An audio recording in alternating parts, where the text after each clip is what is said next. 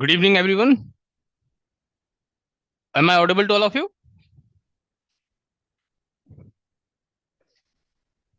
I hope you are doing good and had a great day. My day was good, Saksham. एकदम बढ़िया. अच्छा volatile है market और सबसे खुशी की बात ये लग रही है कि बड़े एरियाज को रिस्पेक्ट कर रहा है एंड वीकली का डिमांड जोन अभी तक होल्ड किए हुए है. तो ये ना मतलब क्या होता है कि कुछ चीजें हैं मार्केट में जिनके बारे में आप कुछ सोच कर चल रहे हैं, आपका कोई प्रिडिक्शन है. वैसा यदि होने लगता है ना किसी स्टॉक को लेकर, ओवरऑल मार्केट को लेकर, तो आप अपने आप ही खुश रहते हैं. आपको भी ये फीलिंग आने लगेगी कुछ टाइम बाद कि भाई अ, आपके किसी भी पर्टिकुलर स्टॉक में या मार्केट में जो मूव आप एक्सपेक्ट कर रहे थे, जो आपकी प्रिडिक्शंस थी, वो ठीक वैसे ही होने लगी. वो ठीक वैसे ही होने लगी. तो उससे अच्छी खुशी की कोई बात नहीं होती है. ठीक है. जैसे हम लोकेश गोयल हम बात कर रहे थे कि भाई कल ये ड्रॉप बेस्ड ड्रॉप में प्राइस की क्लोजिंग हुई है. हो सकता है ये रैली बेस्ड ड्रॉप का सप्लाई जोन है, ये प्राइस को नीचे की तरफ पुश कर दे. हुआ भी इस रैली बेस्ड ड्रॉप के सप्लाई जोन में वही बात हुई जो हमने कहा कि शायद कल गैप अप ओपन होकर प्राइस नीचे आ जाएगी. वैसा हुआ, गैप अप तो नहीं हुई, बट हाँ धीरे धीरे करके प्राइस ऊपर गई फिर नीचे आ गई. देन साइडवेज बना रहा मार्केट फिर ऊपर. तो ये कहीं ना कहीं मुझे बाइंग को दिखा रहा है. और देखो मैं इस छोटी सी बाइंग सचिन गोदारा इसके बारे में कुछ इससे इससे ज्यादा कॉन्फिडेंस में भी नहीं आ रहा हूँ.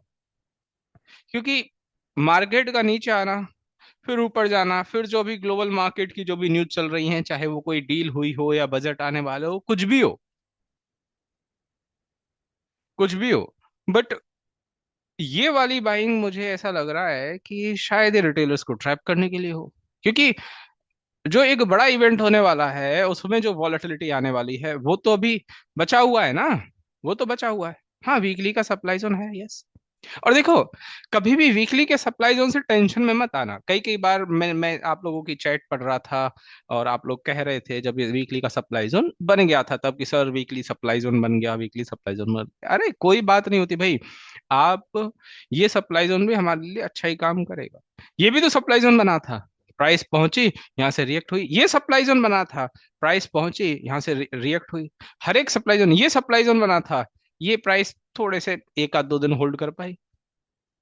बाद में आप देखोगे सभी के सभी सप्लाई जोन ठीक ठाक तरीके से रिएक्ट किए. और इन सप्लाई जोन से प्राइस यदि नीचे आई तो काम अच्छा यही रहा ना कि हमारे नए बने हुए डिमांड जोन में प्राइस पहुंचेगी. मानकर चलिए ये प्राइस यहाँ से ऊपर जाती है, कोई नया डिमांड जोन बना देती है, चाहे वो डेली बनाए वीकली बनाए, और इस सप्लाई जोन तक पहुंचती है, तो अच्छी बात होगी ना कि ये सप्लाई जोन उतना काम करेगा, प्राइस को मेरे डिमांड जोन में आने की जगह दे देगा. तो इसकी कोई ज्यादा टेंशन मत लेना कि मंथली के सप्लाई जोन भी बने हुए हैं यार प्राइस में, ऐसी बात नहीं है. ये मंथली सप्लाई जोन बना था, ये मंथली सप्लाई जोन बना था. आप जब टॉप डाउन अप्रोच क्लियर कर लेते हो ना अपनी कि प्राइस कहाँ से आ रही है, कहाँ तक आ सकती है, तो फिर ये सप्लाई जोन आपको टेंशन नहीं देते. देखते हैं. अभी ना तो मैं इस वीकली के डिमांड जोन से उतना बुलिश हो रहा हूँ कि यार ये ऑल टाइम हाई लगा दे. देखते हैं क्या होता है. और हैं अभी दिन है अभी हमारे पास. और आप शेयर्स को भी देखोगे. जैसे हमारा एक डिस्कशन था पेटीएम को लेकर, तो पेटीएम आज अच्छा खासा ऊपर गया. ठीक था ना, पेटीएम ऊपर गया था आज. पेटीएम के अलावा एक और स्टॉक था स्टोव क्राफ्ट, हमने डिस्कस स्टोव क्राफ्ट के बारे में बात करती, इसने भी ऊपर जाने की कोशिश करी. हाँ. एनएमडीसी तो बहुत शानदार, बहुत प्यारा. मतलब देखो, ऐसे मार्केट में इतना प्यारा जोन, रैली बेस रैली का इतना शानदार तरीके से परफॉर्म किया, कितना अच्छा है. बहुत शानदार तरीके से 182 का बहुत शानदार अच्छी तरह से टारगेट दिया. हिंद पेट्रो हमने डिस्कस किया हुआ था. हिंद पेट्रो अपना अच्छा वीकली के इस डिमांड जोन से देखिए, इसने नया एक फॉलोअप डिमांड जोन बना दिया. हाय ज्योत्सका, नमस्कार. क्वार्टरली इनकम ट्रेड थी ना इसमें, क्वार्टरली का लोकेशन था, वीकली का ये दो एग्जीक्यूशन थे. प्राइस आकर चल रही है, याद है. और अब पता है क्या होगा, कि बाई चांस मानकर चलते हैं, अभी तो फिलहाल इस ड्रॉप बेस ड्रॉप को ब्रेक किया है बट क्लोजिंग नहीं थी। मानकर चलते हैं ये कुछ इस तरह की क्लोजिंग दे देता है, मानकर चलते हैं ये कुछ इस तरह की क्लोजिंग दे देता है, तो हमारे पास भले ही प्राइस इस रैली बेस ड्रॉप से आए, एक और प्ले करने का ऑप्शन मिल गया इस ड्रॉप बेस रैली को।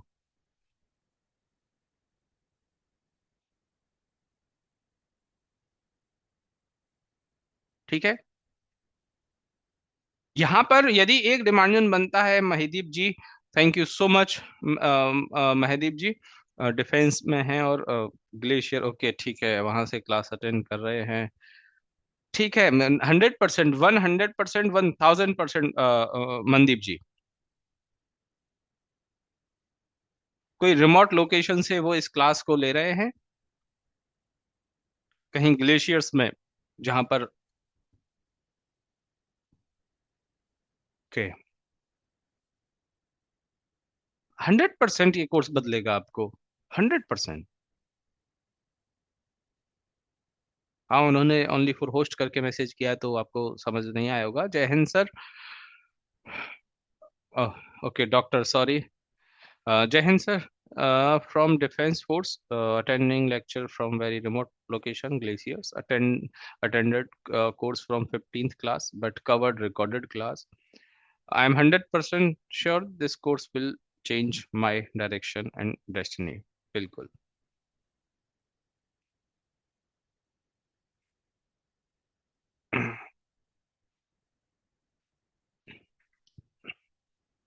और ऐसी डेडिकेशन भाई, आर्मी में जो आर्मी का डिसिप्लिन ही तो आर्मी को उतना यूनिक बनाता है ना, डिफेंस का डिसिप्लिन ही किस उनको उतना यूनिक बनाता है।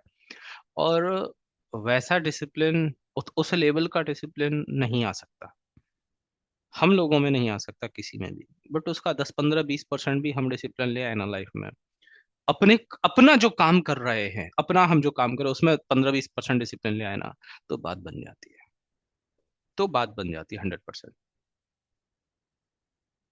ठीक है, चलिए।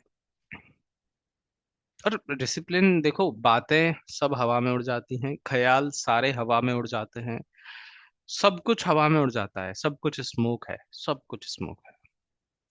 कोई चीज जो रह जाती है वो आपके काम रह जाते हैं। ऐसे कहते हैं ना कि कर्म ही आपको फल देते हैं, कर्म आपके अगले जन्म में भी काम आएंगे। अब जो हम जो कुछ भी हमें देखना पड़ रहा है अच्छा बुरा, वो पिछले पिछले कर्मों का है। अब पिछले जन्मों का है, पिछला जन्म और आने वाला जन्म तो हमने देखा ही नहीं है, किसी ने नहीं देखा। बट उसकी एक बात समझो कि जो कर्म है, जो हमारा काम है, वो वाकई में अगले जन्म का तो पता नहीं, इस जन्म में जब हम अभी एग्जिस्ट कर रहे हैं, यहाँ पर तो सिर्फ उसी का ही बोलबाला है। ख्याल है, कोई विचार है, थॉट्स है, कुछ बातें हैं, सब कुछ स्मोक है। जो कुछ भी आपको दिख रहा है ऑन ग्राउंड, वो आपका काम ही है, वो आपका सिर्फ काम है, कर्म, और कुछ भी नहीं। और कुछ भी नहीं। आप कितने सारे लोगों को समझते होंगे, देखा होगा, बिल गेट्स हो गए, वॉरेन बफेट हो गए, अपने अब्दुल कलाम साहब हो गए, दुनिया की जितनी बड़ी बड़ी बड़ी हस्ती जिनके नाम आप जानते होंगे, सुना होगा। हाँ, उन सब ने एक छोटी सी बात मुझे बताइए, जो भी आपने सुना होगा, उन सबके दिमाग में कितने सारे आइडियाज होंगे, कितने सारे थॉट्स होंगे, कितने सारे थॉट्स होंगे, कितने सारे आइडियाज होंगे, कितनी सारी प्लानिंग होगी। आज जो हमें दिखता है ना, वो उनका, और आज जो कुछ भी हमें दिखता है, उनका नाम हम जान रहे हैं, उनका कुछ भी ग्राउंड लेवल पर हमें नजर आ रहा है, वो उनका वो काम नजर आ रहा है जो वो सक्सेसफुली एग्जीक्यूट कर पाए। जो वो सक्सेसफुली एग्जीक्यूट कर पाए, वही काम दिखता है। विचार आपके मंजिल तक पहुंचने की पहली सीढ़ी हो सकती है, वो आखिरी सीढ़ी नहीं है। क्योंकि मन में सब लोग मेहनत कर रहे हैं, अपने दिमाग में, अपने विचारों में हर कोई स्ट्रगल कर रहा है, हर कोई मेहनत कर रहा है, हर कोई प्रैक्टिस कर रहा है, हर कोई, मन में सब कोई प्रैक्टिस कर रहा है। बट ग्राउंड पर प्रैक्टिस, रियलिटी में प्रैक्टिस बहुत कम लोग कर रहे हैं, बहुत कम लोग, 10% लोग। तो वही है कि विचार आपका आपकी मंजिल की पहली सीढ़ी हो सकती है। आखिरी सीढ़ी तो उस विचार का एग्जीक्यूशन है, आपका कर्म ही है। वो आपने, आप कर्मण्येवाधिकारस्तु मा फलेषु कदाचन, ये सुना होगा आपने कि तुम्हारा काम, तुम्हारा जो अब अधिकार है वो सिर्फ कर्म करने पर ही है, बाकी और किसी चीज पर ही नहीं है। तो और वो कर्म, वो काम ना, वो डिसिप्लिन, उस काम में उसको कंसिस्टेंसी, लगातार वही काम करते रहने में, एक ही चीज, सिर्फ और सिर्फ डिसिप्लिन। और ये डिसिप्लिन ही आपको मोटिवेट करता है, और कुछ भी नहीं। मेरी बातें हवा हो जाएंगी 100%, बहुत सालों से पढ़ा रहा हूँ, मुझे पता है। जिसके अंदर जुनून होगा, जो आज आपको मनदीप जी लग रहे हैं कि यार इतने जुनूनी इंसान है, वहां पर बैठकर भी ये क्लास ले रहे हैं, जिसके अंदर जुनून होगा वो कर लेगा, 100% कर लेगा। वनक्कम अब्दुल खदर। ठीक है, चलिए। हम इसके बारे में डिस्कशन कर रहे थे, इसके बारे में डिस्कशन कर रहे थे कि अब देखिए, अब सुनिए, एक बार सुनिए। यहाँ पे ये ड्रॉप बेस रैली का एक डिमांड जोन बन गया। अभी मेरे लिए अच्छा डिमांड जोन नहीं है, मैं चाहता हूँ ये इसके ऊपर क्लोजिंग दे। बट जब ये इसके ऊपर क्लोजिंग दे देगा, देन प्राइस भले ही इस डेली के सप्लाई जोन से नीचे आए या ऊपर, वीकली का भी सप्लाई जोन है, डेली के सप्लाई जोन के अंदर ही, मतलब डेली और वीकली सप्लाई जोन दोनों आपस में एक दूसरे को ओवरलैप कर रहे हैं ना। यस। तो प्राइस यहाँ से जब नीचे आए, क्या वो जो नया न्यू फॉर्म डेली का डिमांड जोन होगा, मैं उसे ट्रेड कर लूंगा?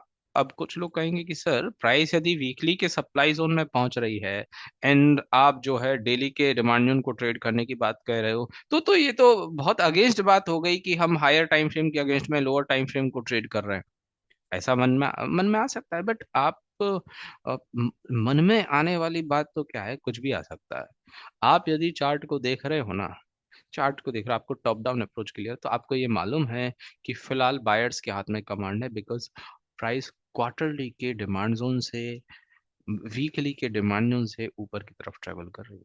इस सप्लाई जोन का काम जो रह जाना है ना, हाँ ये चलेगा, इसमें कोई WIT शॉर्ट होगी वो भी चलेगी। इस सप्लाई जोन का जो काम रह जाएगा ना, वो ये रहेगा कि जो भी न्यू फॉर्म डिमांड जोन्स हैं उन तक पहुंचाने, इन इस सप्लाई जोन का काम यही रह जाएगा, न्यू फॉर्म डिमांड जोन तक पहुंचाने का। और ये क्लोजिंग हो गई अपने आप ही, एक आध सप्लाई जोन ब्रेक कर दिया तो बस हो गया, ऑथेंटिसिटी वाला टॉपिक भी अपन ने शट डाउन कर दिया, बस और क्या है।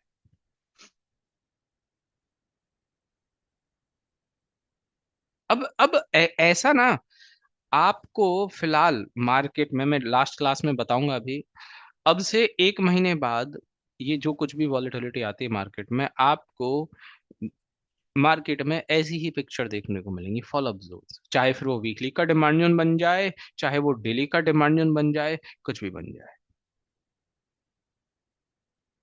वो आपको फॉलो अप जोन्स मिलेंगे। और यदि एक छोटी सी बात आप मुझे सब लोग रिप्लाई कीजिएगा, कि प्राइस यदि इस वीकली के सप्लाई जोन से आती है और ये डेली का डिमांड जोन चल जाए या ब्रेक करे, कुछ भी हो, चलकर ब्रेक हो जाए, बट प्राइस यदि इस वीकली के डिमांड जोन में आती है, तो आप इसे ट्रेड करोगे या नहीं करोगे, बताइए। करेंगे बिल्कुल, क्यों? क्योंकि अभी क्वार्टरली से उतना रिएक्शन नहीं आया। बट वहीं पे एक छोटी सी बात यदि मैं आपसे कहूं, कि प्राइस इस वीकली के डिमांड जोन से कुछ ऐसा कर दे, ये रेंज को भी ब्रेक कर दे, और क्वार्टरली के डिमांड जोन से एटलीस्ट यहाँ तक पहुंच जाए, मतलब एक अच्छा खासा लग रहा है कि क्वार्टरली के डिमांड जोन ने रिएक्शन दे दिया, तब क्या हम नीचे वाले जोन को ट्रेड करेंगे? नहीं ना, बस। अब अब ये स्टॉक यदि आपकी रडार पर रहेगा ना, हिंद पेट्रो, क्योंकि हमने क्लास में भी डिस्कशन किया है, प्राइस एक्शन ठीक ठाक बन रहा है, तो आपको बाय डिफॉल्ट बनी हुई ट्रेड मिल गई 2-3 महीने तक, इसमें आपके समझो हर 10-15 दिन में कोई ना कोई ट्रेड की अपॉर्चुनिटी मिल ही जाए। और एक स्टॉक को यदि आप अकॉर्डिंग टू WIT, हम तो क्या है कि जैसे ये हमारा RBL बैंक था, ठीक है, RBL बैंक का प्राइस एक्शन हमने कंप्लीट डिस्कस किया हुआ था ना, RBL बैंक का क्या हुआ था। इस RBL बैंक में हम तो वीकली का लोकेशन बनने का भी वेट नहीं करते थे, हम तो 75 मिनट के परफेक्ट एग्जीक्यूशन में ट्रेड कर लिया करते थे, कोई विदाउट बेस कैंडल में ट्रेड कर लिया करते थे, रनिंग कैंडल को भी ट्रेड कर लिया करते थे। ठीक ऐसे हमने पेटीएम में किया, अभी तक कर रहे हैं। नहीं जरूरत है वीकली के लोकेशन बनने की कि प्राइस यहाँ तक आए, कुछ भी अच्छा हमें दिख गया डेली पर अच्छे अचीवमेंट वाला, उसको कर लिया करते थे। ठीक ऐसे हम नायका में भी क्या करते थे कि नायका भी एक ठीक ठाक लोअर रेंज से ऊपर आ रहा था, बट ऊपर हायर टाइम फ्रेम पर इसको कुछ भी रोकने के लिए नहीं था। तो ये रैली भी हमने एंजॉय की हुई है। जरूरी नहीं है कि वो प्रॉपर जोन में ही आए प्राइस, बट ये सब कुछ को मैं आपके लिए अलाउ नहीं कर सकता कि भाई आप भी ऐसा करने लग जाएं। मेरे लिए तो एक बार प्राइस बड़े टाइम फ्रेम के जोन से रिएक्ट करने लगी, उसमें मैं तो शायद 5 डेज इन अ वीक होते हैं, मैं तो उसमें से 2 से 3 दिन ट्रेड करेगा। आपको भले ही महीने में 2 ट्रेड करनी पड़े, क्योंकि वीकली के डिमांड वीकली के जोन्स बनने में टाइम लग रहा है, डेली के जोन्स बनने में टाइम लग रहा है। आप इस रूल पर मत आ जाइएगा कि हर डिमांड को ट्रेड करना, डायरेक्ट एग्जीक्यूशन करना नहीं। आप इसको मत छोड़ना, WIT MIT को थोड़ा वेट करना पड़ेगा, कोई परेशानी नहीं है। थोड़ा वेट करना पड़ेगा, कोई परेशानी नहीं है। BEL बहुत, BEL और ऑयल, ऑयल शायद हमने किसी क्लास में डिस्कस भी किया था। ये एक ड्रॉप बेस रैली का लोकेशन है, ठीक है। बहुत ही बेसिक सा लोकेशन। हाँ, इसने इसके ऊपर क्लोजिंग दी है, ठीक है, तो क्लोजिंग नहीं दी, इसको ब्रेक किया। डेली का हमारा ये स्ट्रक्चर था BEL में, और 125 का कोई यहाँ पर कुछ अच्छा पॉइंट नहीं है, इसको मैं कुछ अच्छा पॉइंट नहीं कह रहा।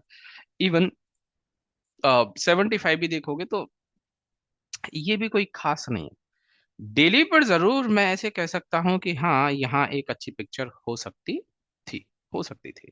तो डेली के एरिया ने जिस तरह से बिहेव किया, जिस तरह से इसने परफॉर्म किया, क्या मैं ये कह सकता हूँ आपसे कि ऐसी ट्रेड यदि आपको 1:2 की मिल जाए, मान के चलिए 1:2 का टारगेट आपको मिल गया, शायद आप यहाँ एग्जिट हो गए हो, बट मैं कहता हूँ देखिए ऐसी बात नहीं है, WIT ट्रेड 9 9 10 10% भी चलती है।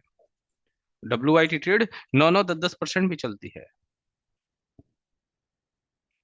ये हमेशा नहीं होगा, ये हमेशा नहीं होगा, हमेशा नहीं, कभी कभार ही होगा। बट आप इस बात को समझ लें कि यदि वो आपकी 20 ट्रेड में से एक ट्रेड कभी ऐसे चल रही है कि 9 10% का टारगेट देती, मुझे नहीं पता आप उसमें से कहाँ बुक कर रहे हैं, बट वो आपके लिए एक एक एक बूस्टअप का काम करेगी, बूस्टअप का काम। जैसे हम जिम से पहले कुछ प्रोटीन वाली चीज ले लेते हैं ना, प्रोटीन डाइट का सा काम करेगी वो। हमेशा जरूरी नहीं है कि डेली की डेली ऐसा कुछ हो, हर ट्रेड से हमारी एक्सपेक्टेशन नहीं। मैं कह रहा हूँ 20 ट्रेड्स में से सिर्फ एक ट्रेड ऐसी हो, तमाम ट्रेड स्टॉप लॉस हुई, तमाम ट्रेड टारगेट हुई, 20 ट्रेड्स में से एक दो ट्रेड ऐसी हो गई, बस काम बन गया हमारा। अब ये TNPL का एक स्ट्रक्चर था, प्राइस क्वार्टरली के डिमांड से ऊपर गई थी और उसने ये मंथली का लोकेशन बना दिया। अब सोचिए, जो हम थोड़ी देर पहले जैसे स्टॉक के बारे में बात कर रहे थे, हिंद पेट्रो, उसमें तो डेली पर डिमांड बना, यहाँ तो मंथली का डिमांड बन गया, मंथली का डिमांड बन गया। और डेली पर आप देखें, यहाँ पर ये एक एरिया था डेली का, एक तो यदि मैं इसको ऐसे पॉइंट मार्क करूं ये हो गया, दूसरा यदि इसको ऐसे पॉइंट मार्क करूं ये हो गया। 7 to 8% का इसने आज टारगेट दिया है। और कोई यदि कहे कि नहीं डेली का वो मुझे डिस्ट्रीब्यूशन सा लग रहा है, तो क्या है, वीकली का एक ठीक पिक्चर है हमारे पास। यस। तो कभी कभी ऐसा भी हो जाता है कि आपको एक स्टॉक बहुत शानदार मूव दे दे, बहुत शानदार, बहुत अच्छा मूव। जरूरी नहीं है कि हमेशा आपको रैंडम 1:2 के टारगेट्स ही मिलते रहेंगे, नहीं। बस आपको अपनी एंड से जो करना है, अपनी रिसर्च लगातार करते रहनी है, लगातार करते रहनी, लगातार। रिसर्च में कोई भी कोई भी कॉम्प्रोमाइज नहीं चाहिए। आपने रिसर्च के साथ कॉम्प्रोमाइज किया, आप ये यकीन मान लीजिए आपके प्रॉफिट के साथ कॉम्प्रोमाइज हो जाएगा, डेफिनेटली प्रॉफिट के साथ कॉम्प्रोमाइज हो ही जाएगा। तो ये कुछ ट्रेड्स जो हम ऑलरेडी डिस्कस कर चुके थे, ये जैसे ऑयल है, इसमें ये वीकली का, अब देखिए कोई कोई बहुत बढ़िया लोकेशन है क्या वीकली का है? नहीं है, कोई ज्यादा अच्छा लोकेशन नहीं है। डेली पर हमारे पास ये पिक्चर है, अब डेली के डिमांड से ही इससे ये पॉइंट से इसमें कितना अच्छा रिएक्शन आया। मैं नहीं मानता कि सब लोग इस हाईएस्ट पॉइंट पर टारगेट बुक कर रहे हैं, नहीं कर रहे। बट ये पिक्चर देखकर कहीं तो कोई कॉन्फिडेंस बिल्ड हो रहा है कि यार इस पूरी रेंज में इसके बाद इसे रोकने के लिए कोई पॉइंट था ही नहीं, तो इसका जाना तो नॉर्मल सी बात है, इसको जाना ही था। ज्यादा से ज्यादा मैं टारगेट रखता तो यहाँ तक का रख लेता। आप भले टारगेट बुक ना करो, यहाँ तक होल्ड ना करो, बट इसको ऐसे होते हुए देख तो रहे हो। और ये सब कुछ हुआ इस निफ्टी पीएससी की वजह से। निफ्टी पीएससी सेक्टर जो है, इसकी वजह से काफी टाइम से कंसोलिडेशन में था। ये भी इस वीकली के डिमांड जोन में, ये वीकली का डिमांड जोन था। उससे पहले ये वीकली का डिमांड जोन इसमें फॉलो हुआ था। उससे पहले ये एक छोटी सी विक ने प्राइस को चला दिया था। इसमें इस कंसोलिडेशन में ही देखिए निफ्टी पीएससी में कि वीकली के डिमांड जोन्स वीकली पर प्राइस किस तरह से बिहेव कर रहे हैं। और ये वीकली का जो सप्लाई जोन है, मंथली पर तो कुछ खास नहीं है, बट वीकली का सप्लाई मल्टीपल टाइम टेस्ट हो गया। फिर प्राइस वीकली के डिमांड जोन में आ रही है, और देन उसके बाद ये एक दो दिन तक कंसोलिडेट करती है, चले गया। हाँ, मैं फिर कह रहा हूँ कि मुझे नहीं थी ऐसी एक्सपेक्टेशन कि इतना चले जाएगा। बट जरूरी थोड़ी ना, कभी कभी आपको जिस जिस ट्रेड के स्टॉप लॉस होने की एक्सपेक्टेशन नहीं होती, वो स्टॉप लॉस भी तो हो जाता है ना। होता है ना। फिर उसके ऊपर हम रोते हैं, यार इसमें तो सब कुछ अच्छा था, कैसे स्टॉप लॉस हो गया, चलना चाहिए था इसको तो। उसके ऊपर दुख मनाते हैं। बराबर आपके साथ दूसरी साइड में भी बहुत सारी पॉजिटिव चीजें हो रही हैं। बहुत सारी पॉजिटिव चीजें हो रही हैं। जैसे मैं हिंद पेट्रो का एग्जांपल दे रहा था कि भाई फॉलो अप डेली का डिमांड बन जाएगा, फिर प्राइस वहां से चल जाएगी। ये डेली का डिमांड कोई आइडियल डिमांड नहीं है कि ये क्लोजिंग वाला डिमांड है, बट क्या मैं कह सकता हूँ इसी डेली के डिमांड से प्राइस में अप मूव आया। ठीक है, यही निफ्टी पीएससी का आप भेल देख लीजिए। ये क्वार्टरली टाइप का एक स्ट्रक्चर था, क्वार्टरली का डिमांड जोन टाइप स्ट्रक्चर था। प्राइस क्वार्टरली के सप्लाई जोन में थी यहाँ पर। मंथली पर मेरे पास कुछ नहीं था, बट वीकली का ऊपर वाला एरिया एक बार चल चुका था। वीकली का मेरे पास ये एक एरिया था, यहाँ से प्राइस आज अच्छे खासे चल रही है। आप देखोगे निफ्टी पीएससी के ज्यादातर शेयर जो है वो डिमांड में आए थे।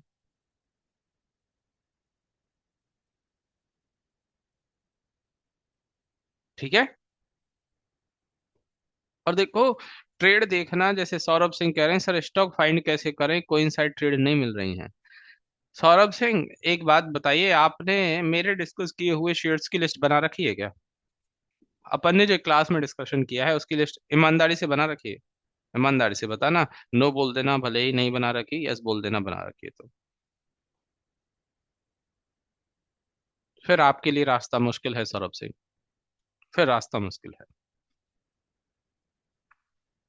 क्योंकि मैं काफी बार आपको इंस्ट्रक्शंस दे चुका हूँ, मैं गाइड कर चुका हूँ कि भैया आप ना इन स्टॉक्स की भी लिस्ट बना लो, जो मैं डिस्कस कर रहा हूँ ट्रेड्स की भी लिस्ट बना लो, आपको पता चलेगा किस तरह से चल रही हैं, किस तरह से इनमें स्टॉप लॉस हो रहे हैं, टारगेट हो रहे हैं। आपके पास एक प्री फेवरेट शेयर्स की लिस्ट बन चुकी है। बट जो ये इतनी सी भी मेहनत नहीं हो रही, फिर आपसे ये मेहनत होने में तो बहुत टाइम लग जाएगा, बहुत टाइम लग जाएगा। और इस तरह के स्टॉक्स फाइंड आउट करने के लिए एक कितना टाइम दे रहे हो सौरभ? ट्रेड मिलना और ट्रेड में एंट्री मिलना दोनों में डिफरेंस है। यदि ट्रेड में एंट्री नहीं मिल रही है, कोई परेशानी वाली बात नहीं है। ट्रेड नहीं मिल रही है तो परेशानी वाली बात है, फिर आपको थोड़ी सी क्वालिटी इंप्रूव करनी पड़ेगी। थोड़ी सी क्वालिटी इंप्रूव करनी पड़ेगी, अपने रिसर्च करने की, रिसर्च करने की क्वालिटी। मुझे नहीं पता आप कितना टाइम दे रहे हो, कितना नहीं दे रहे हो। आप निफ्टी 500 ज्यादा लग रहा है ना, निफ्टी 200 को देख लीजिए। टाइम देना पड़ेगा। यार ये थोड़ी मुश्किल बात होगी, जैसे आपने आपके लोकल मार्केट में, मैं तो ये समझता हूँ हर शहर में ऐसा कोई लोकल मार्केट होता ही होता है, जहां पर जो शॉपकीपर होते हैं, जो दुकानदार होते हैं, लोगों को बुलाते हैं, आ जाओ हमारे पास आ जाओ, होता नहीं होता? आ जाओ हमारे पास आ जाओ, हमारे पास आ जाओ, हमारे पास आ जाओ। नहीं बुलाते, एक दूसरा नेचर देख लो कि बैठे रहते हैं, सिर्फ इंतजार कर रहे हैं कि अब हमारे पास कोई मोबाइल की शॉप वाला इंतजार कर रहा है, कपड़ों की शॉप वाला इंतजार कर रहा है, जो चीज हमारी बेसिक जरूरत है रेस्टोरेंट वाला इंतजार कर रहा है कि लोग आए, उस उन्हें वेट करना पड़ रहा है। लोग आए, लोग आए, लोग आए, लोग आए, इंतजार करते हैं। आप किसी भी तरह के बिजनेस को ले लीजिए, उसका हर किसी, या सीजनल बिजनेस को ले लो या नॉन सीजनल बिजनेस को ले लो, आपको बहुत गहराई पर जानने के बाद ये मालूम पड़ेगा कि भले ही कितना भी कंजम्पशन बढ़ चुका हो, बट कस्टमर्स की आने की कस्टमर्स को जिस तरह से बुलाने की जो भूख है, वो भी बराबर बढ़ती ही जा रही। कंजम्पशन बढ़ रहा है तो वो भी बढ़ रही है। लोगों को इंतजार करना पड़ता है, चाहे वो ऑनलाइन प्लेटफॉर्म्स हैं, चाहे वो ऑफलाइन प्लेटफॉर्म्स हैं, कुछ भी हैं, आने के लिए लोग ढूंढ रहे हैं, लोगों को ढूंढ रहे हैं कि आए हमारी जगह पर, आए ट्रेड का कुछ सामान खरीदें, सामान खरीदें। वैसा पेशेंस, वैसा पेशेंस आप में डेवलप होना बहुत ज्यादा जरूरी है, सभी में, कि आप बेहतरीन ट्रेड के लिए इंतजार कर पाए। बट वो बेहतरीन ट्रेड फाइंड आउट करने के लिए जो एक माइंडसेट चाहिए होता है ना, कि यार आप कोई बिजनेस बिल्ड कर रहे हो, आप अपने आप को कोई ऐसे ही मत समझो। अभी मुझे जहां तक स्टॉक मार्केट की बात समझ आती है, और जितने लोग अब स्टॉक मार्केट में इन्वॉल्व हैं, मेरा मानना ये है कि सब ने इसको एक पार्ट टाइम की तरह समझ रखा है, कैजुअली, हाँ चल रहा है ठीक है, ये शेयर ले लेंगे, ये बाय कर लेंगे, कहीं से पढ़ रहे हैं, हाँ ठीक है। मतलब इस तरह से बहुत सारी चीजों को कैजुअली ले रखा है। आप लोग ट्रेडर होते हुए भी ट्रेडर नहीं हो, क्योंकि आप शायद स्टॉक मार्केट में इन्वॉल्व हो, कमिटेड नहीं हो। मैं किसी हॉस्पिटल में एक लाइन पढ़ रहा था, माइकल जॉर्डन जो फुटबॉलर थे, कि I am not involve in basketball, I am committed to basketball, I am committed to my game. ऐसे आपको कमिटेड होना पड़ेगा, आपको कमिटेड होना पड़ेगा, तभी बात बन सकती है। एजुकेशन ना मिले अभी कोई प्रॉब्लम नहीं है, एटलीस्ट आपको ट्रेड्स तो मिल रही हैं। तो थोड़ी सी आप अपनी क्वालिटी को इम्प्रूव करो, थोड़ी सी क्वालिटी को इम्प्रूव करो। शेयर्स की स्कैनिंग को लेकर, टाइम देने को लेकर, सब कुछ को लेकर मिल रही हैं, बाकी के लोगों को ट्रेड्स भी मिल रही हैं। यदि किसी को भी ट्रेड नहीं मिल रही होती, अब मैं आपको सभी को, जिसको मिल रही हैं वो यस कर देना, एंट्री की बात नहीं कर रहा, जिसको ट्रेड्स मिल रही हैं वो यस कर दो, जिसको नहीं मिल पा रही है वो नो कर दो। तो आपको सबको आपस में एक दूसरे का पता चल जाएगा यार, हाँ क्या है, मिल रही हैं तो ट्रेड्स तो हैं। बट बात तो यही है ना कि हमारे काम करने के तरीके में, हमारे स्कैनिंग के तरीके में कोई गड़बड़ है। मेंटर से बात करो, मेंटर से बात करो, बस। आप अब यस नो ही देखकर समझ जाओ कितने सारे लोगों को ट्रेड्स मिल रही हैं, कितनों को नहीं मिल रही है। एंट्री का वेट कर रहे हो, कोई परेशानी नहीं है। और सोचिए, जिन जिन जिन हमारा 5th जैन से बैच स्टार्ट हुआ था, 5th जैन से बैच स्टार्ट हुआ था, उसके बाद से शायद हमने 7th क्लास जो करी थी, 7th 8th क्लास, ये शायद 20th के आसपास करी थी, 20th के आसपास नहीं, हाँ 16 17 के आसपास करी थी, 16 17 के आसपास हमने 7th क्लास करी थी। उसके बाद से ही कितने शेयर्स में हमें एंट्री मिल गई। तो थोड़ा सा तरीका बदलना पड़ेगा आपको, ठीक है। आज का जो हमारा टॉपिक है, आज आज हम पढ़ने वाले हैं कैंडलस्टिक पैटर्न। आज हम पढ़ने वाले हैं कैंडलस्टिक पैटर्न। बहुत ही बेसिक सा टॉपिक है, बहुत ही नॉर्मल सा है। फिर से ये मैं कहूँ कि एक एक्स्ट्रा ट्रेड स्कोर के लिए है, एक तरह से एक एक्स्ट्रा ट्रेड स्कोर के लिए। आप में से कितने लोगों ने ये कैंडलस्टिक पैटर्न्स पढ़ रखे हैं, जैसे बुलिश हरामी, बियरिश हरामी, bullish angle swing, evening star, morning star, hammer, इस तरह से हम बहुत सारे लोगों ने सुन रखे होंगे, ठीक है। इनके बारे में हम डिस्कशन करेंगे, बट इनके बारे में उतना ज्यादा डिस्कशन नहीं करने वाले कि ये पूरी क्लास इन्हीं कैंडलस्टिक पैटर्न पर रहने वाली है, नहीं। लास्ट के 30 मिनट और 45 मिनट्स हम इसके बारे में डिस्कशन करेंगे। लास्ट के 30 से लेकर 45 मिनट तक हम इनके बारे में डिस्कशन करेंगे। कब यूज करने हैं, कैसे यूज करने हैं, करने हैं या नहीं करने हैं, किन्हें करने हैं, किन्हें नहीं करने, वो सब कुछ का आपको जवाब मिल जाएगा। उससे पहले मैं आपको 8:30 तक पूरी बहुत सारे स्टॉक्स की टॉप डाउन अप्रोच बताऊंगा, बहुत सारे स्टॉक्स की टॉप डाउन अप्रोच बताऊंगा।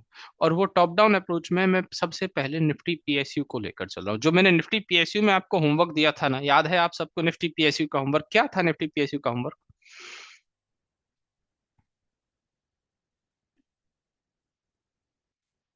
हाँ, कि हमें निफ्टी पीएसयू के कुछ एक शेयर्स के नाम मैंने बोले थे। उन शेयर्स में, उन शेयर्स में हमें टॉप डाउन अप्रोच करनी थी। जिसको टॉप डाउन अप्रोच समझ में आ रही थी वो टॉप डाउन अप्रोच करे। उसके अलावा यदि किसी को मल्टीपल टाइम फ्रेम एनालिसिस के थ्रू ट्रेड मिल रही थी तो वो मल्टीपल टाइम फ्रेम एनालिसिस के थ्रू ट्रेड ढूंढे। यही एक छोटा सा हमारा टॉपिक था। यही था ना? यस। मैं इस निफ्टी पीएसयू बैंक की टॉप डाउन अप्रोच हम कर चुके हैं। तो चलो कर लेते, वापस कर लेते, कुछ नहीं जाता टॉप डाउन अप्रोच करने में। यदि ईयरली से स्टार्ट करें, मेरे पास ईयरली का डिमांड जोन है। बहुत अच्छी बात है। मार्केट के किसी भी तरह की पैनिक की सिचुएशन में, पीएसयू बैंक के किसी भी तरह की पैनिक की सिचुएशन में, यदि पीएसयू शेयर्स इस ईयरली के डिमांड जोन को आ जाएं, ऐसा नहीं कि जस्ट प्रॉक्सिमल लाइन को आते ही चले जाएंगे, हो सकता है थोड़ा सा डीप आ जाए, बट ये प्रॉक्सिमल भी अपने आप में बहुत स्ट्रांग है। बहुत स्ट्रांग। क्योंकि देखो, एक और छोटी सी बात बताऊं मैं आपको, एक एक नई लर्निंग देता हूं आज, कि यदि मैं सिर्फ इस ग्रीन कैंडल को एनालाइज कर रहा हूं, यदि ये ईयरली की है, हाफ ईयरली की है, क्वार्टरली की है, ईयरली की है, हाफ ईयरली की है, क्वार्टरली की, आप सिर्फ इस ग्रीन कैंडल को एनालाइज करें और इसमें ये देखें कि ये कैंडल, ये ईयरली की फर्स्ट ऑफ जैन को प्राइस यहाँ पर ओपन हुई थी। सही बात है, लोअर बॉडी प्राइस की ओपनिंग होती है, lower body of the candle price की ओपनिंग होती है। यहाँ ओपन होने के बाद, यहाँ ओपन होने के बाद उसने यहां तक का एक डाउन मूव भी दिया, मतलब सेलिंग आ गई। ये पॉइंट से क्या मैं ये कह सकता हूं ओपनिंग पॉइंट के बाद से ही उसमें ओपन होते ही सेलिंग आने लगी? ऐसा नहीं कह रहे कि सुबह 9:15 पर ओपन हुई और फिर 9:15 के बाद उसमें सेलिंग आने लगी। नहीं, मैं ओवरऑल एक कैंडल की बात कर रहा हूं जो मुझे दिख रहा है कि यहाँ पर सेलिंग आने लगी। अब एक छोटी सी बात बताएं, ये सेलिंग जो काफी अच्छी खासी तरीके से प्राइस को नीचे लेकर आई थी, उसने क्या कंप्लीटली टर्न अराउंड कर दिया प्राइस के मोमेंट को और यहां से बहुत शानदार तरीके से ऊपर की तरफ पहुंचा कर बहुत अच्छी क्लोजिंग दी थी। तो ये जो ईयरली की विक है, क्या ये ईयरली की विक अपने आप में अच्छे ऑर्डर्स को होल्ड किए हुए होगी? ये ईयरली की विक अपने आप में अच्छे ऑर्डर्स को होल्ड किए हुए होगी, यस। इस वजह से, और मैं इंडिविजुअल तो अभी नहीं कहूंगा कि इंडिविजुअल भी आप इस तरह की ईयरली की कैंडल को देख सकते हैं, नहीं। आपके पास तो ईयरली का प्रॉपर डिमांड जोन ही है। आपके पास तो ईयरली का प्रॉपर डिमांड जोन ही है, कोई परेशानी नहीं है। ठीक है। तो प्राइस यहाँ आएगी, ईयरली पर टच होना, ये समझ लीजिए आपकी दिवाली हो आ गई अब। आपके लिए एक बहुत शानदार फेस्टिवल आ गया है, यदि प्राइस यहाँ पर निफ्टी पीएसयू बैंक आता है। शेयर चाहे किसी भी रेट पर मिल रहे हो, ले लेने चाहिए। हाफ ईयरली का भी हमारे पास डिमांड जोन है, वही निफ्टी जैसी कहानी बन रही है। क्वार्टरली का भी मेरे पास डिमांड जोन है। ये पिक्चर कुछ ऐसी है कि ईयरली, हाफ ईयरली, क्वार्टरली सब एक दूसरे को ओवरलैप कर रहे हैं, सब के सब। बहुत अच्छी बात है। मंथली की बात करें तो मंथली पर भी मेरे पास डिमांड जोन है। होपफुली हमारे पास शायद कल और परसों का दिन है, 2 दिन में ये भी मेरे पास एक ड्रॉप रैली बेस रैली का अच्छा जोन बन जाएगा ना। ये मेरे पास नया रैली बेस रैली का जोन बन जाएगा। जैसा मैंने कहा कि किसी भी स्क्रिप्ट में बैक टू बैक जोन्स का होना उसके लिए एसेट का काम करता है। क्या निफ्टी पीएसयू बैंक के पास अच्छे एसेट्स हैं? यस, अच्छे एसेट्स। हर एक टाइम फ्रेम का जोन है ना हमारा, बस। और इसका छोटा सा सैंपल, मतलब यदि निफ्टी में सेलिंग आए, निफ्टी पीएसयू में सेलिंग आए, हमारे पास रोकने के लिए बहुत कुछ है। और ये रोकने के लिए नहीं है, ये मेरे लिए सब अपॉर्चुनिटीज हैं। सब opportunities according to sectoral analysis. और वीकली का हम छोटा सा सैंपल भी देख ही चुके थे। देखा आपने वीकली का कि ये रैली बेस रैली का अच्छा डिमांड जोन था। उस टाइम पर पीएनबी, बैंक ऑफ बड़ौदा, दो स्टॉक मेरे जोन्स में आए थे और उसके बाद वो बहुत शानदार तरीके से उन्होंने टारगेट दिया। क्या वो उससे सिंक हो रहे थे? 8-9 स्क्रिप्ट में से 2 स्क्रिप्ट सिर्फ प्रॉपर डब्ल्यू आई रेटेड थी, बट ये यहाँ पे अच्छी तरह से परफॉर्म करी। और डेली पर ये चार्ट देखो, मतलब मेरे पास बहुत कुछ है निफ्टी पीएसयू में, बहुत कुछ। और यदि मैं आपसे ये निफ्टी पीएसयू ओपन करके, जो इस तरह से ओपन करता हूं, मैं से चार्ट लिंकिंग को एक बार नन कर रहा हूं एंड देन मैं बस नॉर्मली कुछ एक स्टॉक्स का चार्ट आपको दिखा रहा हूँ, भले ही उनमें WIT ट्रीटमेंट ही नहीं मिली हो। बट आप देखिए, जैसे आज निफ्टी में, क्या हम कह सकते हैं इस drop based rally follow up demand zone की वजह से मूव आया आज और कल में? अब ये प्राइस एक्शन देखने का तरीका ही तो है कि price is reacting from weekly demand zone, daily demand zone, and उसने एक नया डिमांड जोन और बना दिया, फिर उसके बाद वो ऊपर की तरफ जा रही है। ये तरीका है, यही तरीका है। क्या निफ्टी, बैंक ऑफ बड़ौदा ने भी कुछ ऐसा ही बिहेव किया? चलिए, बैंक ऑफ बड़ौदा नहीं, मेरी रडार पर तो यूनियन बैंक था। एक सेकेंड।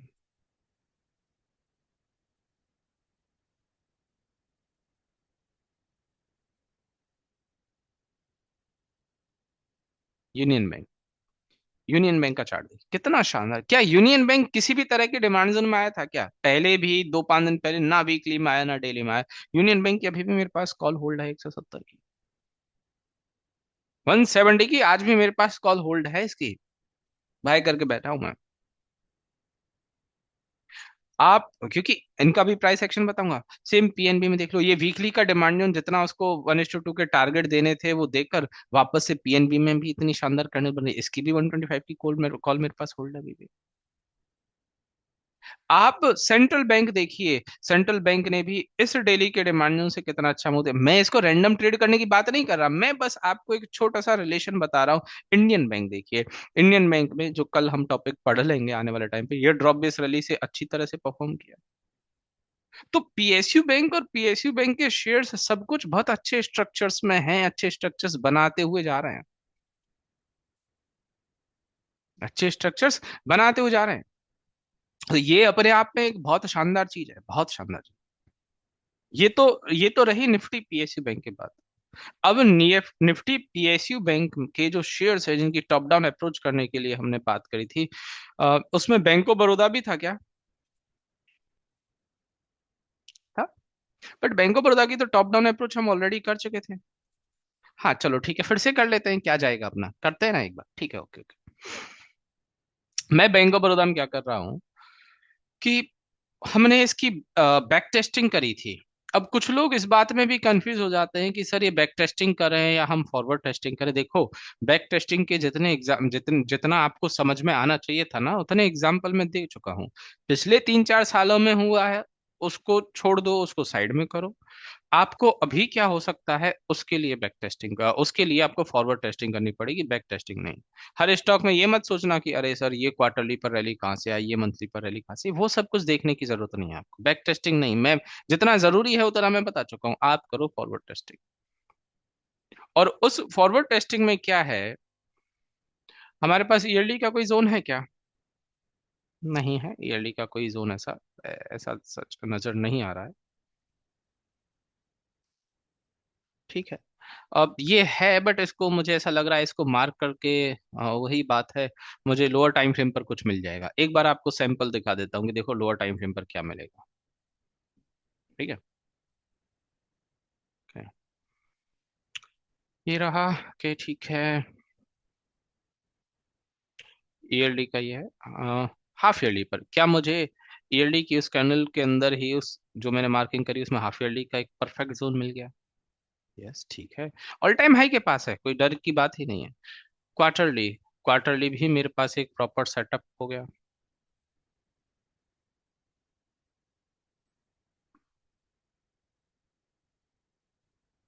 मंथली, मंथली भी मेरे पास प्रॉपर सेटअप है, जोन है। मतलब मेरे पास यदि मैं ईयरली इनकम ट्रेड भी करना चाहूँ, sorry half yearly income trade भी करना चाहूँ, तो मेरे पास मंथली पर ट्रेड करने की अपॉर्चुनिटी है या नहीं? प्राइस जिस तरह से ऊपर जा रही है, ऑल टाइम हाई पर यदि सस्टेन कर गई, और ऑल टाइम हाई पर सस्टेन करके इसने कोई और नया जोन बना दिया, तो भी मेरे लिए काम चल जाएगा। बट मेरे पास सबसे रिसेंट, यदि बैंक ऑफ बड़ौदा नीचे आता है, तो सबसे रिसेंट अपॉर्चुनिटी, सबसे पास में नियर बाय जो अपॉर्चुनिटी होगी, क्या वो वीकली का ये लोकेशन होगी, रैली बेस रैली, जिसमें डेली पर मैं यहाँ ट्रेड कर रहा हूँ, इन एरियाज में कहीं पर भी डेली के इस एरिया को ट्रेड कर रहा हूँ, और अपने आप में क्लोजिंग ठीक है, सब कुछ सही है इसमें अपने आप में। लोकेशन मुझे डेफिनेटली एक गार्बेज नजर आ रहा है। यस, शिवांश ने एक इश्यू रेज किया कि सर लोकेशन जो है वो गार्बेज नजर आ रहा है, मुझे भी बिल्कुल गार्बेज नजर आ रहा है। बट पता है क्या है, मेरा पीएसयू बैंक को लेकर प्यार थोड़ा अलग है। मैं थोड़ी देर पहले निफ्टी पीएसयू बैंक का चार्ट भी देख चुका हूँ, जिसमें मुझे ये पता है कि निफ्टी पीएसयू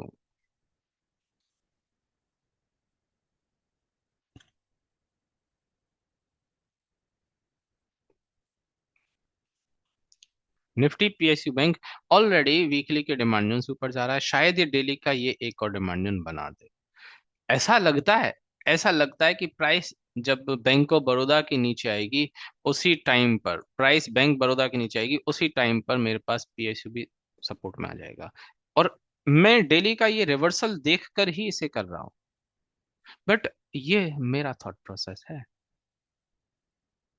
मेरा थॉट प्रोसेस है ये। यदि आपको लग रहा है शिवांश, यदि आपको ये लग रहा है कि ये लोकेशन, शिवांश को लग रहा है, किसी को नहीं लग रहा है, ये आपका थॉट प्रोसेस है, आपका ही डिसीजन होना चाहिए।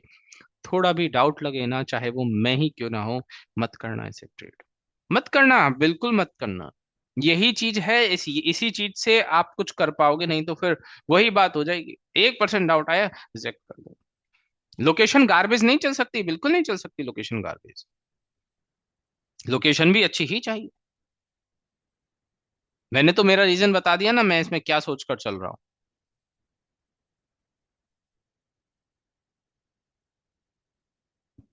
आधे लोगों को गार्बेज लग रहा है, यस, क्योंकि वो ऐसा दिख रहा है एक्चुअल में। मैं फिर कह रहा हूँ, मैं फिर कह रहा हूं, इससे आप आइडल मत मानिए। ये मैंने बस सेक्टर के बारे में जो मेरा व्यू है, बैंक ऑफ बड़ौदा का प्राइस एक्शन जो मैं देख चुका हूं, मुझे मालूम है कहाँ से क्या चलना है। मैं मेरे पिछले एक्सपीरियंस के बिहाफ पर ही बात कर रहा हूँ कि ये चल जाएगा। आपको यदि पिछला कोई एक्सपीरियंस नहीं है तो इसको छोड़ दो, और हमारे पास बाकी नीचे लिस्ट आने वाली है, डोंट वरी। आप इसको as an quarterly income trade, quarterly का एलोकेशन, वीकली का ये एग्जीक्यूशन डायरेक्ट कर लेना। इन दो एरियाज को वीकली के डायरेक्ट एग्जीक्यूशन कर लेना, मुझे कोई प्रॉब्लम नहीं। As an quarterly income trade, as an monthly income trade करो तो मंथली का भी हमारे पास वही नीचे ही लोकेशन है। डेली पर इनमें से कोई खास अच्छा एग्जीक्यूशन नहीं है। बट हाँ, as an quarterly income trade हम काम कर सकते हैं। इस वाली ट्रेड से मेरे पॉइंट ऑफ व्यू से कितने लोग मैच कर रहे हैं, और खुद के पॉइंट ऑफ व्यू की नहीं सर हम इसे इग्नोर करेंगे, वो कितने लोग हैं जो मेरे पॉइंट ऑफ व्यू से मैच करा पा रहे हैं, या उनको ये सोचने का एक तरीका मिला, वो यस कर दें, बाकी के लोग नो कर दें। और देखो, 100% अपने अपने जो मन में, मेरे कहने के बाद से नहीं, अपने मन की बात है लिखना। यस, मैं सच में, मुझे बहुत खुशी हो रही है कि 30-40% लोग नो कर रहे हैं। सच में मुझे बहुत खुशी हो रही है कि 30-40% लोग मना कर रहे हैं। बहुत अच्छी बात है, बहुत अच्छी बात है, बहुत अच्छी। बस ये बात प्लीज आप ना, जब जब आप रिसर्च खुद से कर रहे हो, जब खुद से ट्रेड कर रहे हो, ये एटीट्यूड तब भी रखना, ये माइंडसेट तब भी रखना, जबरदस्ती ट्रेड मत करना। ठीक है, गुड। बैंक इंडिया की बात करते हैं। बैंक इंडिया में इसकी टॉप डाउन अप्रोच कर रहा है बैंक इंडिया की। ईयरली पर Nifty PSU bank all time high पर है, PSU Nifty PSU sector all time high पर है। क्या वो और ऊपर नहीं जा सकता? क्या किसी भी सेक्टर के लिए, किसी भी स्टॉक के लिए ये कोई बाउंडेशन हो सकती है कि वो और ऊपर नहीं जा सकता? जा सकता है। आपको ये बात भी दिमाग से निकालनी होगी, क्योंकि ये निफ्टी और ये अभी थोड़े टाइम पहले ही ऑल टाइम हाई पर आया यहाँ पर। उससे पहले का यदि आप मूव देखोगे, ये इसका प्रीवियस ऑल टाइम हाई था यहाँ पर 4000 के आसपास। यहाँ से 4000 से 8000 की रैली भी तो ऐसे ही आई। और यदि आप बहुत ही शानदार एक सेक्टर मेटल देखोगे, इसमें तो आप और भी मजे आ जाएंगे। कब से ये ऑल टाइम हाई पर बना हुआ है, कब से, कोविड के बाद से लगातार all time all time all time. ये जरूरी नहीं है कि एक बार ऑल टाइम हाई पर शेयर चला गया, सेक्टर चला गया तो अब वो रुक जाएगा, नहीं। वो और भी ऊपर जा सकता है यदि उसके स्टॉक्स में अभी भी पोटेंशियल है। और जरूरी, स्टॉक्स में पोटेंशियल होगा तभी हम अपॉर्चुनिटी लेंगे, तभी हम बात करेंगे, दूसरी तो कोई बात ही नहीं है। तो हमें ये बैंक ऑफ इंडिया या इसके अंदर निफ्टी पीएसयू के अंदर आने वाले सभी शेयर्स में यही सोचना है कि यार जब सेक्टर ऊपर, मैं इन्वेस्टमेंट के लिए बता रहा हूँ, इन्वेस्टमेंट के लिए बता रहा हूँ कि जब यार सेक्टर इतना अच्छा परफॉर्म कर सकता है तो उसके यदि अंडर रेटेड स्टॉक हैं वो कितना अच्छी तरह से परफॉर्म कर सकते हैं। इसकी यदि मैं टॉप डाउन अप्रोच करूं, क्या ईएलडी पर कोई भी पॉइंट है मुझे रोकने के लिए? ये भी कोई कुछ नहीं है, ऊपर ईएलडी का कुछ भी नहीं है। आपको यदि लॉन्ग टारगेट चाहिए, बड़ा टारगेट चाहिए, सबसे पहले चीज ये कि क्या रोक सकता है, क्या है रोकने के लिए, ये आपके दिमाग में सवाल होना चाहिए। दूसरी चीज ये कि कहाँ से चल रहा है, ये दो चीजें। ईएलडी पर ठीक है, कुछ ऐसी पिक्चर नजर नहीं आ रही ना रोकने के लिए ना कुछ और। हाफ ईयरली पर भी कुछ खास पिक्चर नजर नहीं आ रही है कि हाफ ईयरली की एक बेस्ट पिक्चर हो जहां से प्राइस रुक सकती है। ये कोई सेलिंग एरिया होता, ये ऑलरेडी टेस्ट कर चुका है। यहाँ पर ये लेफ्ट साइड में किसी को डाउट आ रहा हो तो हाफ ईयरली का अच्छा नहीं है, क्वार्टरली देख लेंगे, कोई परेशानी नहीं है। ये हाफ ईयरली का डिमांड हो सकता था, हो सकता था, बट यदि ये मैं अभी जून में होता तो जून में होता, अभी तो जनवरी है, जनवरी के बाद तो कुछ भी हो सकता है, अभी कुछ नहीं है ये। ठीक है। और रिसेंटली क्या प्राइस अपने इस हाफ ईयरली के डिमांड जोन से ही ऊपर जा रही है? रिसेंटली क्या प्राइस अपने इस हाफ ईयरली के डिमांड जोन से ऊपर जा रही है? यस, डिमांड जोन से ही ऊपर जा रही है। तो बाइंग का तो सपोर्ट मिल गया। हम 5 से 6 कैंडल देख रहे थे ना हाफ ईयरली पर कि लास्ट 5 to 6 कैंडल कहाँ से ऊपर जा रही हैं, यही तो हमारा रिवीजन क्लास था। यस। अब आते हैं क्वार्टरली पर। क्या प्राइस क्वार्टरली के भी डिमांड जोन से ऊपर जा रही थी? क्वार्टरली में स्ट्रगल किया, देखो ऐसी बात नहीं है क्वार्टरली में स्ट्रगल नहीं किया, क्वार्टरली में भी स्ट्रगल किया, क्योंकि उस टाइम पे मार्केट भी, जून के बाद से मार्केट भी बहुत स्ट्रगल कर रहा था। बट ऊपर जाते हुए यदि मैं इसे कोई एक क्वार्टरली का डिमांड जोन कह दूं कि नया मेरे पास क्वार्टरली का एक डिमांड जोन बन गया, 6 बेस कैंडल वाला। प्रॉब्लम बस ये है कि ये कैंडल तो मुझे पूरी तरह से कॉन्फिडेंस दे रही है, बट क्लोज नहीं हो रही ना। ठीक है, इसको हटा देते हैं। यदि यदि मैं मार्च में बैठा होता जब मेरा क्वार्टर क्लोज हो रहा होता तब मैं जरूर इसे मार्क कर लेता। बट ठीक है, एक काम करते हैं, इस रेंज में कहीं ना कहीं मंथली पर भी तो कुछ हो सकता है ना। और सप्लाई जोन कहाँ पर है इधर? सप्लाई जोन कुछ दिख रहा है मुझे? एक ले देकर एक ये फ्रेश सप्लाई जोन दिख रहा है बहुत ऊपर, 444। उससे पहले आप बहुत अच्छी तरीके से देख लो, आपको कोई सप्लाई जोन नजर नहीं आएगा। इस विदाउट बेस कैंडल को मैं मार्क नहीं कर रहा, मंथली पर होगा उसको देख लेंगे। ये एरिया मेरा ऑलरेडी यहाँ से कोई खास नहीं है। यदि इसको मैं ऐसे रैली बेस्ड ड्रॉप मानूं तो ये तो टेस्टेड है, ये तो टेस्टेड है। ऊपर इधर लेफ्ट साइड में कुछ नहीं है। ठीक है, मतलब क्वार्टरली के जोन पर आते आते आपके पास कुछ नहीं है रोकने के लिए। मंथली पर हम आए हैं एंड मंथली देखते हैं। सबसे पहला पॉइंट है मंथली का ये, क्या ये सप्लाई जोन अपने आप में ठीक है जो प्राइस को रोक सकता है? यस, प्राइस को रोक सकता है, डेफिनेटली रोकेगा, रोक सकता है, कोई बड़ी बात नहीं है। उसके ऊपर, ऊपर तो फिर यहाँ पर भी कुछ खास नहीं, ये जरूर एक हो सकता है, और तो कोई खास नजर नहीं आता। ये दो स्टॉपेज पॉइंट हैं इसके, दो स्टॉपेज पॉइंट हैं, एक तो 200 पर, ये इसको 200 कंसीडर कर रहे हैं, और एक यहाँ 286 पर, 300 के आसपास। अच्छी बात क्या हो रही है, प्राइस डिमांड जोन से ऊपर जा रही है। हाफ ईयरली का कोई लोकेशन नहीं बनाया, ना क्वार्टरली का कोई लोकेशन बना पाई। मंथली पर हमारे पास, और एक एक तरह से मैं कहूँ मेरी हाफ ईयरली इनकम टेढ़ी चल रही है ये मेरी हाफ ईयरली इनकम टेढ़ी चल रही है ना। और देखो, पेशेंस की बात है, स्टॉक को डबल तो करवा ही देगी, 1 साल के अंदर स्टॉक को डबल तो करवा ही देगी, पेशेंस की बात है बस। ठीक है, इसको तो हटा देते हैं। स्पीड ठीक है ना मेरी समझाने की? मैं बिल्कुल इतना स्लो समझा रहा हूँ कि हर एक इंसान को जो थोड़ा सा पीछे भी है वो भी समझे, नहीं तो फास्ट फास्ट में परफेक्ट है ना। हाँ, क्योंकि मुझे खुद को स्लो लग रही है, मुझे खुद को स्लो लग रही है, बट मैं ऐसे समझा रहा हूँ जैसे मैं किसी को बगल में बैठ के, साइड में बैठ के समझाने में जो फील लेता हूँ ना, मैं उस फील के साथ समझा रहा हूँ कि यहाँ क्या है क्या नहीं, ओके है या नहीं। ठीक। यस। हमारे पास मंथली का ये लोकेशन प्रोबेबली बन जाएगा, मतलब मुझे ऐसा लगता है बन ही गया। अब ये जो मंथली का लोकेशन है, मंथली का डिमांड जोन है, इसने इस रेंज के ऊपर, ये कोई सप्लाई जोन नहीं है, ना क्वार्टरली ना मंथली, कुछ सप्लाई जोन नहीं है। बट एक सेलिंग को आप डिनाई कर सकते हो क्या कि यहाँ पे सेलिंग है? नहीं, कोई डिनाई नहीं कर सकता है सेलिंग को। सेलिंग की रेंज है, यस। मंथ अब मेरे पास एक सोचने का, अब यहाँ से मुझे सोचने का और एक नई डायरेक्शन मिली कि यस, ट्रेड मिल सकती है।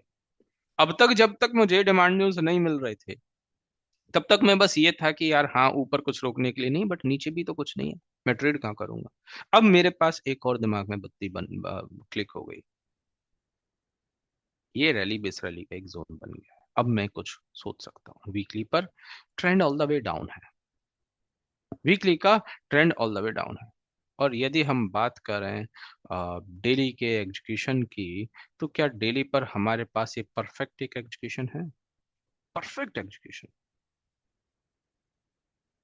हो सकता है, डेली का ये परफेक्ट एग्जीक्यूशन है।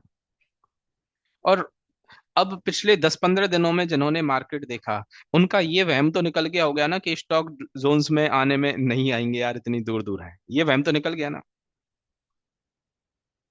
और प्राइस जब इस जोन तक पहुंचेगी, तब भी मेरा ट्रेंड सेम रहने वाला है। ट्रेंड सेम रहेगा। वीकली की बात करें, कहाँ ट्रेंड डाउन है? ट्रेंड वीकली का स्ट्रांगली अप है, कोई ट्रेंड डाउन नहीं है। इवन प्राइस जब मेरे एंट्री तक पहुंचेगी, तब वो किसी जोन को ब्रेक भी नहीं करेगी। हाँ, यदि मेरे पास प्राइस ऊपर चली जाती है, एक नया रैली बेस रैली का जोन बना देती है, तब जरूर मेरा ट्रेंड साइडवेज हो जाएगा। बट फिर भी मैं कोइंसाइड लेवल को तो साइडवेज में एग्जीक्यूट कर ही सकता हूँ, तब जरूर हो जाएगा। बट यदि प्राइस यहीं से ही रिएक्ट कर जाए, ये इतनी सी एरिया बनाए, तब मेरा ट्रेंड सेम रहने वाला है, एग्जैक्टली सेम। बट पता है क्या है, अभी मैं 1-2 दिन का भी मूव जिस तरह से पीएसयू बिहेव कर रहा है ना, मैं देखता हूँ ये प्राइस रुकी कहाँ पर है। वीकली के तो एरिया देखी नहीं। क्या हम कह सकते हैं वीकली के इस ड्रॉप बेस ड्रॉप के सप्लाई जोन ने इसको रोका हुआ था पहले किसी टाइम पर वीकली के? अच्छा, टाइम मैं बता दूंगा किस टाइम पर, इसको मार्क कर देता हूँ। वीकली का सप्लाई जोन है, ये वीकली के सप्लाई जोन का मुझे आइडिया पता है कहाँ से लगा। ये जो मंथली की दो कैंडल्स हैं ना, यदि ये ओवरलैप होती है ना इस तरह से, तो कुछ ना कुछ निकल कर आ ही जाता है। तो कई कई बार क्या होता है, हम वीकली पर हैं, हम यहाँ तक का एरिया देख चुके, इतना जूम आउट करके हमें कुछ समझ नहीं आ रहा। बट आप ये छोटी छोटी सी बातें नोटिस करने लग जाओ, यार यहाँ पर ये ओवरलैप कर रहा है, फिलहाल प्राइस शायद इस जोन में हो, तो कुछ हो सकता है इन एरियाज में। तब आप इन छोटे छोटे पॉइंट्स को नोटिस करके उस डेप्थ में जा सकते हो। और वो तभी हो पाएगा जब हर एक एनालिसिस को आप कंप्लीटली कर रहे हो, बहुत स्लो स्लो आप चल रहे हो, स्लो रिसर्च कर रहे हो। रिसर्च में कोई स्पीड मायने नहीं रखती, रिसर्च में सिर्फ और सिर्फ कंसिस्टेंसी मायने रखती है, सिर्फ और सिर्फ कंसिस्टेंसी। इवन हर एक चीज में स्पीड मायने नहीं रखेगी, स्पीड बहुत सेकेंडरी हो जाएगी, कंसिस्टेंसी मायने रखेगी। स्पीड तो कंसिस्टेंसी के साथ आ ही जाती है यार, आ ही जाती है। मेरे पास एक परफेक्ट सेटअप है डेली का। अब एक छोटी सी बात मुझे बताएं, मैंने जो आपसे एक बात करी कि प्राइस जो है वीकली के सप्लाई जोन में पहुंच चुकी है, ये वीकली के सप्लाई जोन प्रॉक्सिमल लाइन है। क्या प्राइस वीकली के सप्लाई जोन में अभी आजकल में ही पहुंची है, या मुझे ये इससे पहले वाली वीक की कैंडल बता रही है कि वीकली का सप्लाई जोन ऑलरेडी प्राइस को नीचे की तरफ पुश कर चुका था, टेस्टेड हो चुका था? और आप एक एक बार प्राइस के मोमेंट को, इसको समझने की कोशिश करो और देखो कि जिस तरह से ट्रेंड अप है, जिस तरह से पीएसयू बैंक वीकली के डिमांड जोन से ऊपर जा रहा है, जिस तरह से पीएसयू बैंक सेक्टर वीकली के डिमांड जोन से ऊपर जा रहा है, और मेरा बैंक इंडिया का वीकली का अच्छा सप्लाई जोन, वहां से प्राइस नीचे आती भी है। और इस ड्रॉप बेस रैली के इस जोन से प्राइस यदि इस तरह से परफॉर्म कर रही है, क्या इस वीकली के सप्लाई जोन का कोई इंपॉर्टेंस बचा? कोई इंपॉर्टेंस नहीं। मैं कहता हूं कि 1-2 दिन में ये बैंक इंडिया और भी शानदार तरीके से ऊपर जाएगा, और भी शानदार तरीके से ऊपर। जैसे आप बीईएल में सर्किट जैसा देख रहे हो ना, कि बीईएल में सर्किट लग गया नॉर्मल से वीकली के डिमांड से, ठीक ऐसा कोई बड़ी बात नहीं है बैंक इंडिया में सर्किट लग जाए। कोई भी बड़ी बात नहीं है कि बैंक इंडिया में सर्किट लग जाए। बट इसका मतलब ये तो नहीं कि मैं आपको करंट मार्केट प्राइस पर ट्रेड करने के लिए कह दूं। नहीं, करंट मार्केट प्राइस पर ट्रेड करने के लिए नहीं कहूंगा। क्यों पता है? क्योंकि आपका करंट मार्केट पर यदि कल प्राइस 167 भी ओपन होती है ना, आपका स्टॉप लॉस 172 से पहले कहीं पर भी नहीं है क्या? 172 से पहले स्टॉप लॉस? इतना बड़ा स्टॉप लॉस कैसे लोगे? कॉल लोगे? क्या करो? नहीं ना। बट मैं एक प्राइस को समझकर, एक एक एक्शन, प्राइस एक्शन को समझकर स्टॉक में एक प्रिडिक्शन जो लगा रहा हूं, और इस ड्रॉप बेस रैली के डिमांड जोन के चलने के बाद या चलते हुए भी, एक बात बताइए, पीएसयू यदि हमें सपोर्ट नहीं करता, सेक्टर सपोर्ट नहीं करता, तो क्या ये ड्रॉप बेस रैली इतना अच्छी तरह से परफॉर्म कर रहा होता? नहीं ना। बस ये चलेगा,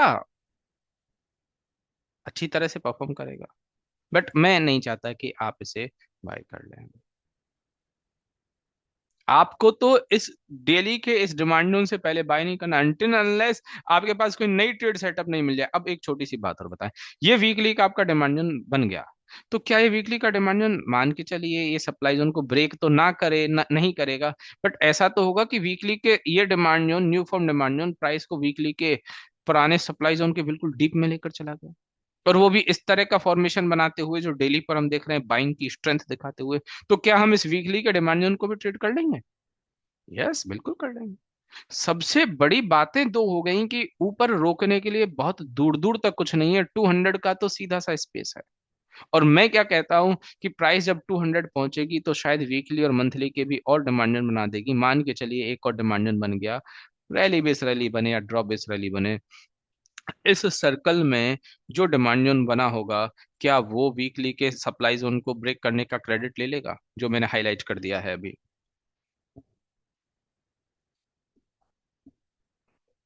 और यदि इसने वीकली के सप्लाई जोन ने इसको ब्रेक कर दिया, ब्रेक करने का क्रेडिट इसको मिल गया, तो आप लोग मुझे बताइए, फिर प्राइस जब इस मंथली के सप्लाई जोन से आएगी, आप उस वीकली के डिमांड को भी ट्रेड कर रहे होंगे?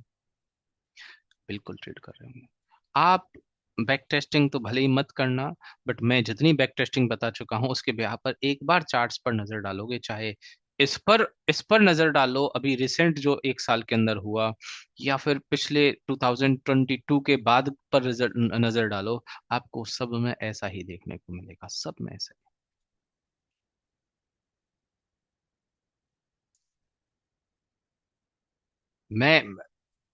ये बातें जो मैंने बताई हैं, ये आपको बैंक इंडिया में क्लियर हो गई रिगार्डिंग टॉप डाउन अप्रोच और regarding multiple time frame analysis.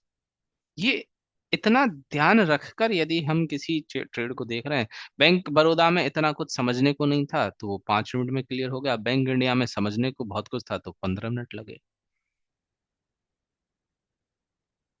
और ये हैवी कुछ नहीं है कि बहुत ज्यादा हैवी हो, ये सिर्फ सिर्फ और सिर्फ थोड़ी सी प्रैक्टिस की बात है, कंसिस्टेंसी की बात है। ये वाली किस किस की मैच हुई बैंक इंडिया से? बैंक इंडिया में जो मैंने ये एनालिसिस करी है, ये किस किस की मैच हुई मेंटोर से बताइए? काफी सारे। अरुण जी, वेरी गुड, बहुत बढ़िया, ग्रेट, बहुत बढ़िया।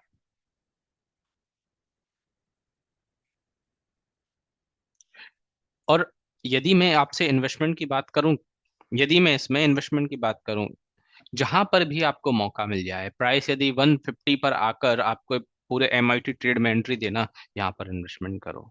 इन्वेस्टमेंट कितना करना है, कितना नहीं करना, वो देखो डिपेंड करता है कि यदि आपको कोई स्टॉक में ऐसा लग रहा है कि ये शायद अब वापस नीचे आने का मौका नहीं देगा, तो आप जितना भी कैपिटल डिप्लॉय करना चाह रहे हैं, मान के चलिए आपके पास इन्वेस्टमेंट के लिए 5 लाख रुपए हैं, तो एटलीस्ट हर एक स्टॉक में 1-1 लाख रुपए आप डालकर रखें। हर एक स्टॉक मतलब 4-5 आपके इन्वेस्टमेंट हो।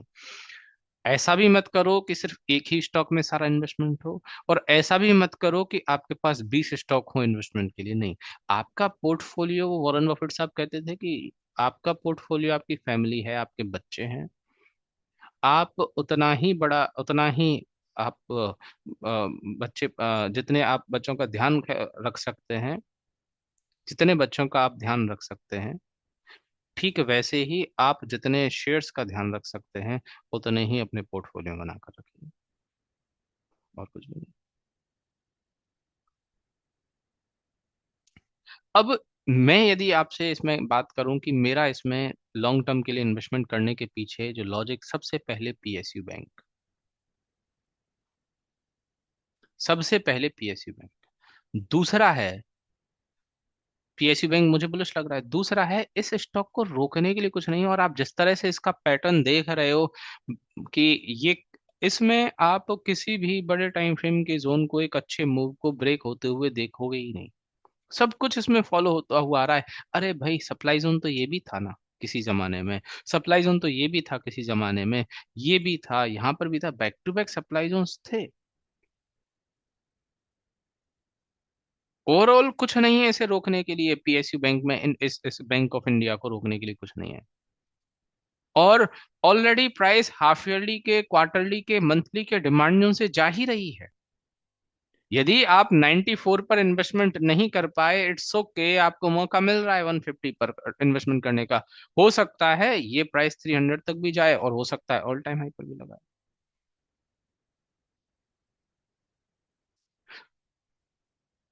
मैं कह रहा था कि यदि आपके पास 5 लाख रुपीज है इन्वेस्टमेंट करने के लिए, तो एटलीस्ट 1 लाख, 1 लाख, 1 लाख एक स्क्रिप्ट के लिए रखें, 5 लाख एक महीना लगाएं, और ऐसा भी ना करें कि 50-50 हजार करके 10-15 स्क्रिप्ट कर दें, नहीं। दूसरा पॉइंट ये, कोई स्टॉक ऐसा लग रहा है कि यार ये यहाँ से नीचे नहीं आ सकता, उसमें तो पूरा 1 लाख लगा दीजिए। और यदि आपको लगता है कि ये यहाँ से नीचे आ सकता है, उसमें सिर्फ 40-50% ही पैसा डिप्लॉय करें, सिर्फ 40-50% पैसा ही, 40 से 50%। उसके बाद नीचे बैक, ये डिमांड जो आपको लगा ना कि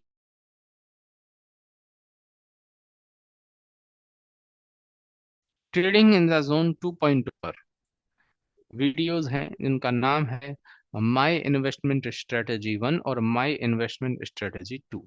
दो दो वीडियोस हैं ट्रेडिंग इन द जोन 2.0 पर, जो कि आपको वेबसाइट पर एक्सेस करोगे तब मिल जाएगी। उन वीडियोस को देखने के बाद आपको मालूम पड़ जाएगा कि आपके पैसे का डिप्लॉयमेंट कैसे होगा, आप अपने पैसे को कैसे वहां पर लगाएंगे फॉर इन्वेस्टमेंट। ठीक है, कितना कितना पैसे लगाएंगे वो बहुत बढ़िया है। और मैं 5 लाख सिर्फ नॉर्मली बोल रहा हूँ, मैं, आपके पास 1 लाख है, आप कर लो, 5 में डिवाइड कर लो, 10 से डिवाइड कर लो, वैसे कर लो।